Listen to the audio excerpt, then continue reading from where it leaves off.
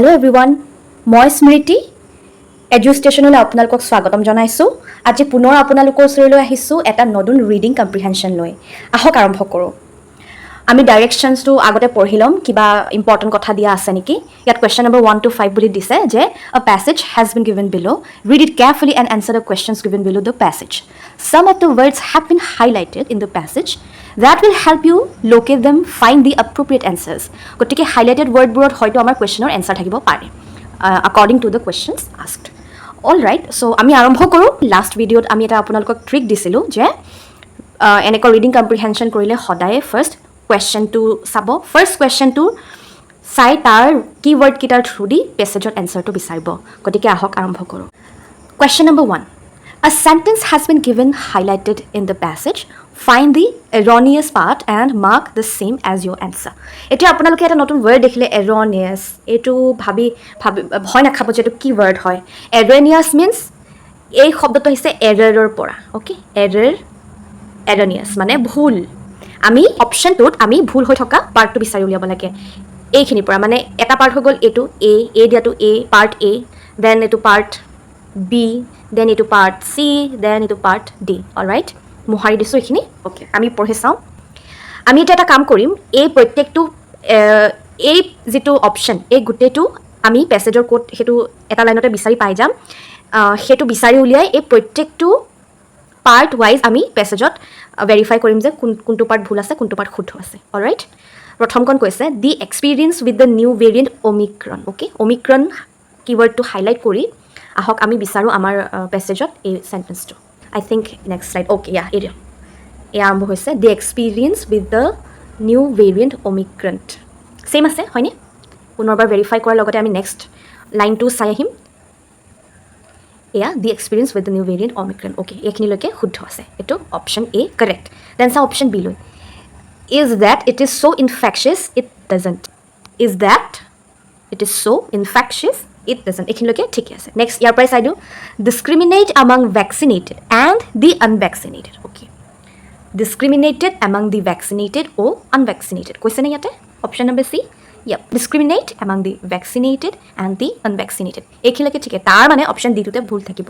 চাও হক কি ভুল আছে। অপশন ডি আছে though severe disease and death is disproportionately among the later. আৰু আমি চাও এতিয়া ইয়াত পেছেজটো কি বুলি আছিল। পেছেজটোত আছিলে though severe disease and death আছিলে, then is disproportionately among the later এখিনি ই পাৰ্টত আছিলে।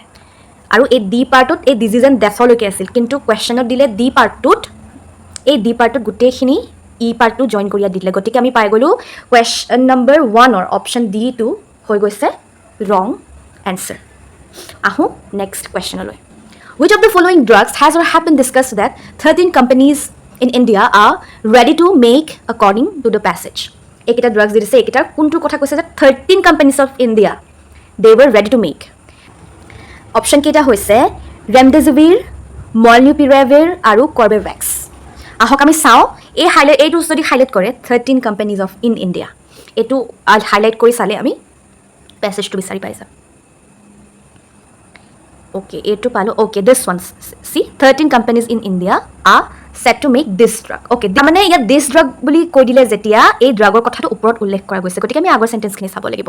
ইয়াৰ আগত কোনটো ড্ৰাগৰ কথা কোৱা হৈছে।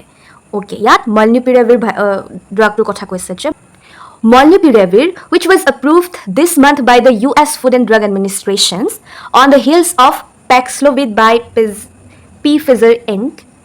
is said to be a promising drugs for this with mild and moderate disease and easily administered as a pill. Its key selling point. 13 companies in India are set to make this drug. Which drug? Molnupiravir. And that one is our answer. Option number 2. This one. Alright. And so this drug বুলি তাত লিখিছিলে these বুলি লিখা নাছিলে। This drug নহয় this drug। তাৰ মানে এবিধে drug হ'ব। বাকি কেটা অপশন আমি নাসালো হৈ যাব। আপোনালোকে বুজি পালেনে? Question number 3. Which of the following is true according to the passage? তলৰ অপশন কেটা আমি চাব লাগিব কোনটো শুদ্ধ বুলি কৈছে। ইয়াত এটা অপশন আছে নহয় এই ডি দেখিলে both B and C বুলিও আছে। গতিকে অনলি A to চাই বা B to চাই ৰখিলে নহব, আমি গোটেই কেটাই চাব লাগিব ইয়াত। আৰম্ভ কৰ প্ৰথমটোৰ পৰা। As per the survey, 90% of India's adults have been inoculated with both doses. Inoculated মানে ইয়াতে আপোনালোকক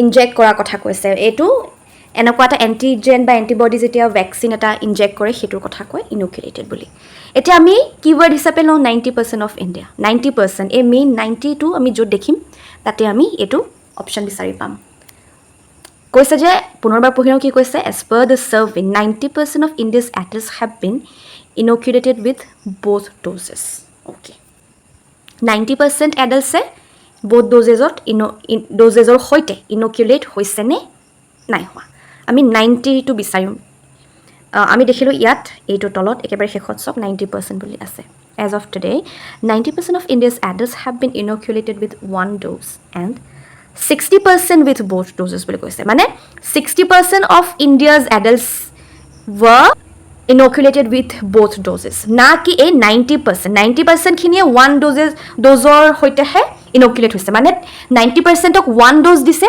আৰু 60% দুইটা ডোজেস লৈছে গতিকে দেখিলো আমাৰ এই স্টেটমেন্টটো ৰং অপশন এ ইজ ৰং আমাক কেলে লিখিব কৈছিল which statement is true গতিকে 1 এটো হৈ গল ৰং বাকি দুটা আমি চাব লাগিব কাৰণ এটা both B and C বুলি দিয়া হৈছে আহক আমি আৰম্ভ কৰো B2 Covishield was effective in boosting antibodies according to the Cov Boost study in the quote United Kingdom Cov Boost আমি হাইলাইট কৰো কিৱৰ্ড হিচাপে লৈ আমি বিচাৰিম আৰু কৈছে যে Cov Boost is a study in the UK য'ত কৈছিলে Covishield was effective in boosting antibodies okay antibodies to boost কৰা বুলিও মনত ৰাখি লব আহক আমি Cov Boost word to search কৰো আহক ইয়াত পাই গলো আমি এটো Cov Boost according to the Cov Boost study in the UK okay আগত আছে a combination of Novavax and AstraZeneca Covishield অৰ্থাৎ এই দুটা মিক্স কৰি যেটো বনিছে হেটো হৈছে Covishield তো আমি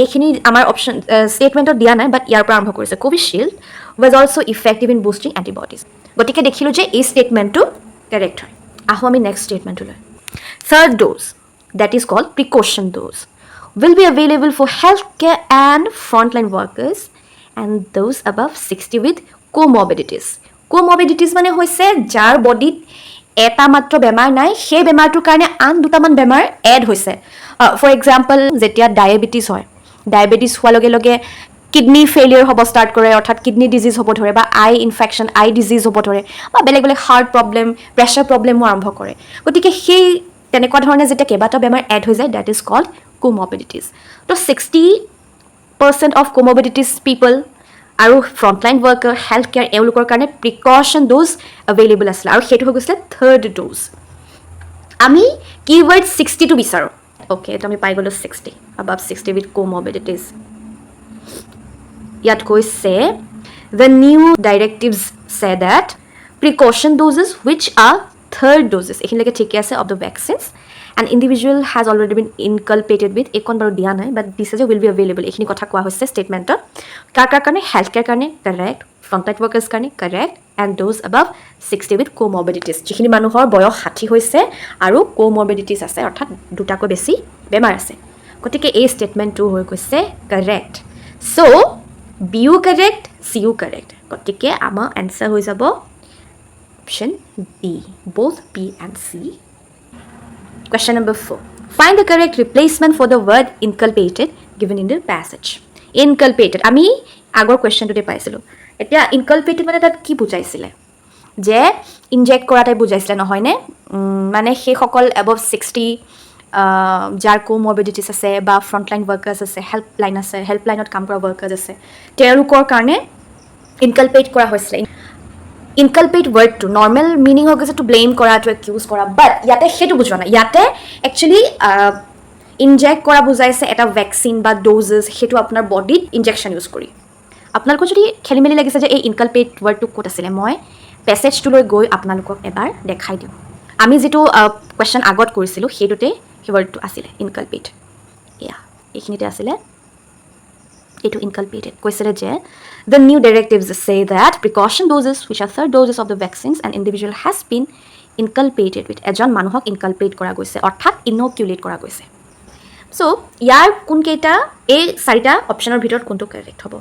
ইমেঞ্চিপেটটো ৰং হয় কাৰণ ইমেঞ্চিপেট মানে হৈছে টু ছেট ফ্ৰী যিটো ইনকালপেটৰ লগত কোনো ৰিলেশ্যনে নাই ইজেক্ট মানে ইয়াত ইনজেক্ট কৰা নাই চাওক ইয়াত কৈছে ইজেক্ট কৰা ইজেক্ট মানে ৰিমুভ কৰা পেন ড্ৰাইভ এটা যদি লেপটপত ভৰাই বা মোবাইলত SD কাৰ্ড এখন ভৰাই তেতিয়া যেতিয়া সেইখন ৰিমুভ কৰিবলৈ আপুনি বিচাৰে তেতিয়া এটা কুৱেশ্যন সোধে ইজেক্ট কৰা বুলি ইনচাৰ্ট তাৰ অপজিট ইজেক্ট কৰা জেনেৰেল নলেজ হিচাপে ইংলিছৰ কাৰণে মনত ৰাখিব ইনচাৰ্ট হৈ গৈছে দ্য ৱৰ্ড আৰু তাৰ অপজিট হৈ গ'ল ইজেক্ট ইনচাৰ্ট ইজেক্ট ইমেঞ্চিপেট ইজ ৰং ইজেক্ট ইজ ৰং নাও আহিলে ইনকুলেটেড মানে হৈছে টু ইন্ট্ৰডিউচ এন এণ্টিজেনিক ছাবষ্টেঞ্চ অৰ ভেকচিন ইনটু ছামথিং গতিকে এই ভেকচিন যে আমাৰ বডিত দিছে সেইটো হৈ গৈছে ইনকুলেটেড তাৰমানে এই ইনকুলেটেডটোৱে ইনকালপেটেড বুজাব আপোনালোকৰ জেনেৰেল নলেজৰ কাৰণে এই অৰ্থটো কৈ থওঁ ইনক্ৰিমিনেটেড মানে কি হয় চাওক ইয়াত এটা ৱৰ্ড আছে ক্ৰিমিনেট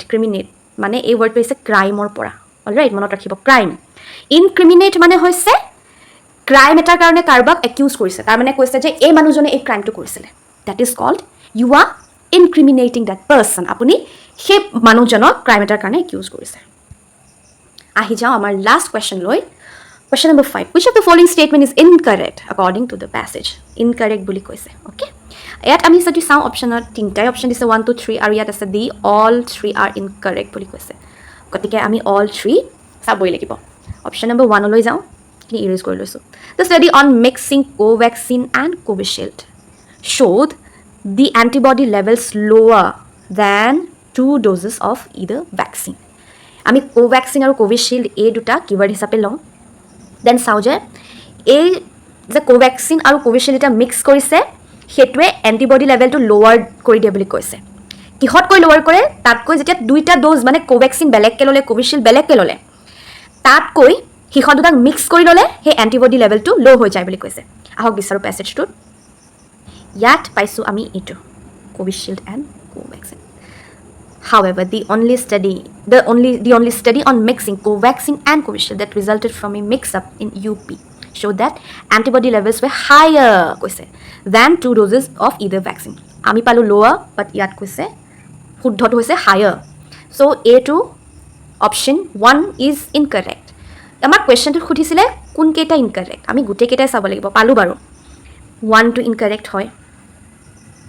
Tar mane only 3 incorrect নহয় মানে A B2 আমাৰ অপশ্যনত নাহে আমি এইটো শুদ্ধ হ'ব পাৰে অনলি 1 টু কাৰেক্ট হ'ব পাৰে বা both 1 and 3 কাৰেক্ট হ'ব পাৰে বা all 1 2 and 3 ও কাৰেক্ট হ'ব পাৰে সো আহো আমি দুইটো লৈ যাওঁ only Covaxin will be administered to the 15 to 17 years age group from January 3 so 15 to 17 বুলি বিচাৰো আৰু January 3 টো বিচাৰো ওকে কৈছে যে Covaxin টো 15 আৰু 17 বছৰ ভিতৰ মানুহকহে দিব জানুৱাৰী 3 ৰ পৰা আহক পেছেজটো বিচাৰো January 3 এইটো January 3 বুলি পালো ইয়াতে ইৰেজ কৰি দিছো January 3 কি বুলি দিছে 15-17 years এইটো 15 to 17 এ হয় the 15 to 17 years age group will get only Covaxin from January 3 so option 2 তাতো এইটো দিয়া আছিল যে only Covaxin will be administered to the 15 to 17 age group গতিকে দেখিলো option 2 to